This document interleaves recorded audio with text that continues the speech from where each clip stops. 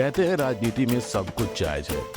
सामने वाला कितना ही ताकतवर क्यों ना हो, उसके सामने हार नहीं माननी है। लोकसभा चुनाव में भी कुछ ऐसा ही हो रहा है। एक तरफ बीजेपी 400 सीटें लाने का दावा कर रही है, पीएम मोदी बड़ी बड़ी रैलियां कर रहे हैं, तो वहीं दूसरी तरफ कांग्रेस नेता राहुल गांधी का कहना है कि बीजेपी को 150 सीटें मिलने वाली हैं।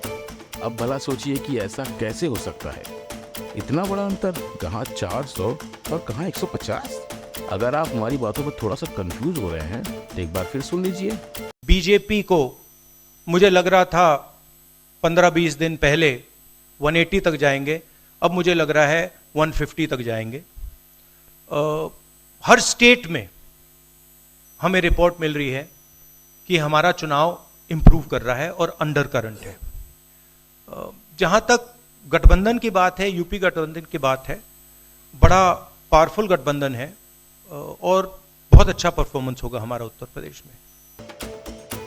दरअसल कांग्रेस नेता राहुल गांधी और समाजवादी प्रमुख अखिलेश यादव ने बुधवार को यूपी के गाजियाबाद में एक प्रेस कॉन्फ्रेंस की। इस दौरान दोनों ने एनडीए को लेकर बड़े बड़े दावे किए। लोकसभा चुनाव में बीजेपी की सीटों को लेकर जब राहुल गांधी सवाल किया गया तो उन्होंने कहा कि मुझे 15-20 दिन पहले लगता था कि बीजेपी लोकसभा चुनाव में 180 सीटें जीत सकती है, लेकिन अब मुझे लगता है कि 150 पर ही सिमट जाएगी। साथ ही राहुल गांधी ने कहा कि हमारा चुनाव इम्प्रूव हो रहा है। इस दौरान राहुल गांधी ने बीजेपी और पीएम मोदी पर निशाना साधते हुए गंभीर आरोप भी लगाए। राहुल गांधी ने कहा कि यह चुनाव विचारधारा का चुनाव है। आरएसएस और बीजेपी संविधान और लोकतंत्र को खत्म करने की कोशिश कर रही है, लेकिन इंडिया गठबंधन और कांग्रेस लोकतंत्र को बचाने की कोशिश में लगा हुआ है।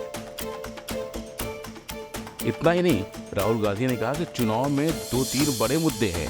सबसे बड़ा मुद्दा बेरोजगारी है और फिर महंगाई है, लेकिन बीजेपी इन सब पे बात करना नहीं चाहती। हालांकि राहुल गांधी के इन दावों पर बीजेपी कतई इत्तेफाक नहीं रखती। एक तरफ पूरे देश में पीएम मोदी का डंका बज रहा है और हर कोई बीजेपी के कामों की तारीफ कर रहा है, तो वहीं दूसरी तरफ राहुल गांधी इस तरह के बयान दे रहे हैं। लेकिन ये चुनाव है, यहाँ ऊंट किसी भी करवट बैठ सकता है। हमारा मतलब है कुछ भी हो सकता है। तो आपको हमारी ये जानकारी कैसी लगी, इसके बारे में कमेंट करके जरूर बताइएगा और चैनल को सब्सक्राइब कर दीजिएगा।